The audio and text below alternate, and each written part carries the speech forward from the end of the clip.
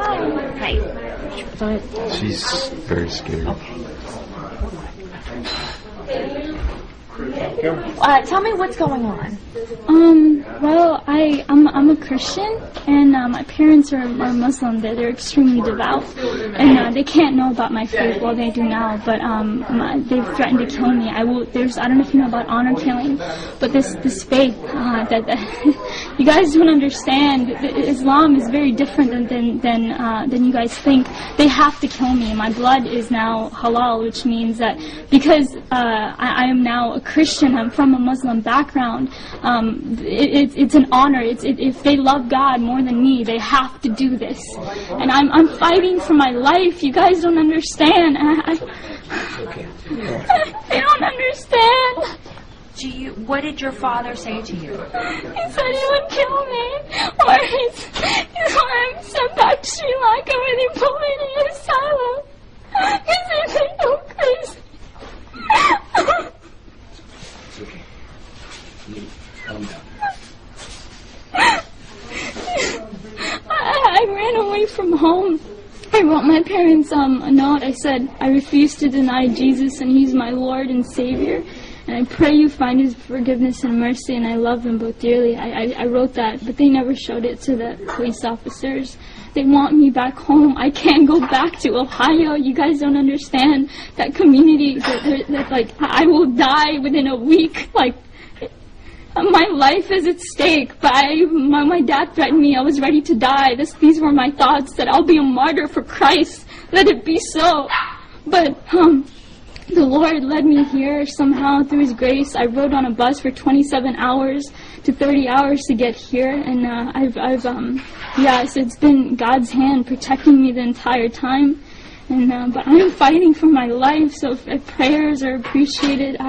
I don't know today's my birthday, my 17th birthday, and I might even die. I don't know what's gonna happen to my own life.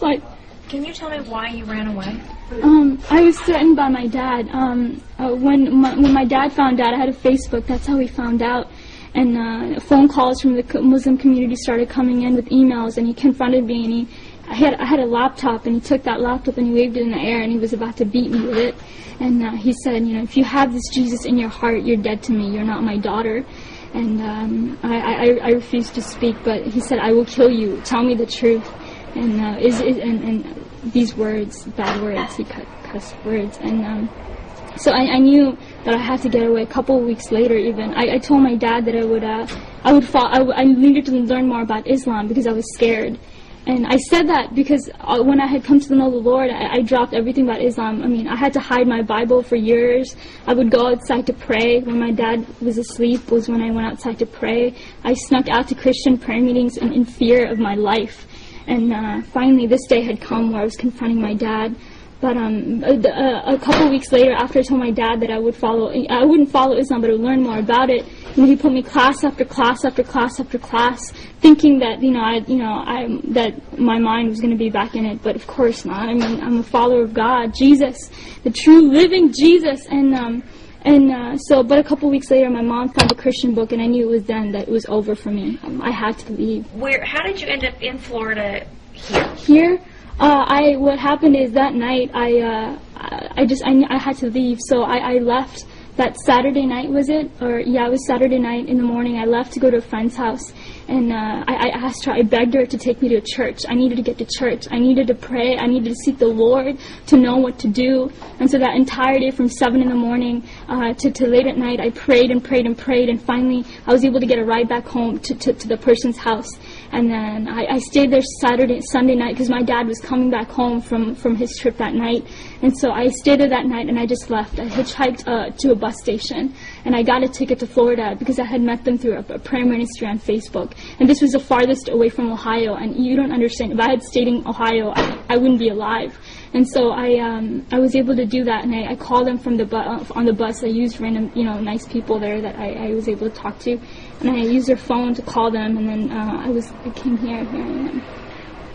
Has there been any type of killings at all in your family? Have you ever seen anything like that? I'm not sure, but in 150 generations in my family, no one has known Jesus. I am the first one. So imagine the honor in killing me. Like, there is great honor in that. Because if they love Allah more than me, they have to do it. It's in the Quran. Yes. And you can, give them knowledge about it. Because now... After they finish talking to you. Yeah, so he really will explain it and break it down. They have to do this. If they just have to. And either they do that or they send me back to Sri Lanka. And if there's asylum, there's an asylum there where they put people like me. Like, they think I'm crazy. And Do you really think that this is true, or do you think this is just a threat?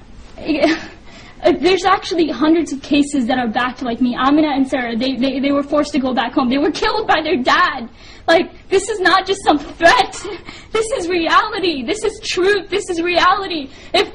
How many more cases? If you want, there's case after case. There's hundreds of them. I am one. I am one of hundreds. They have to. You guys don't understand.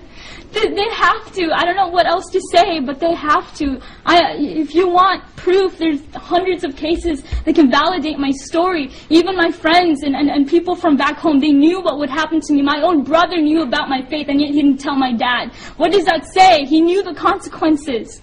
He knew. So what do you want at this point now?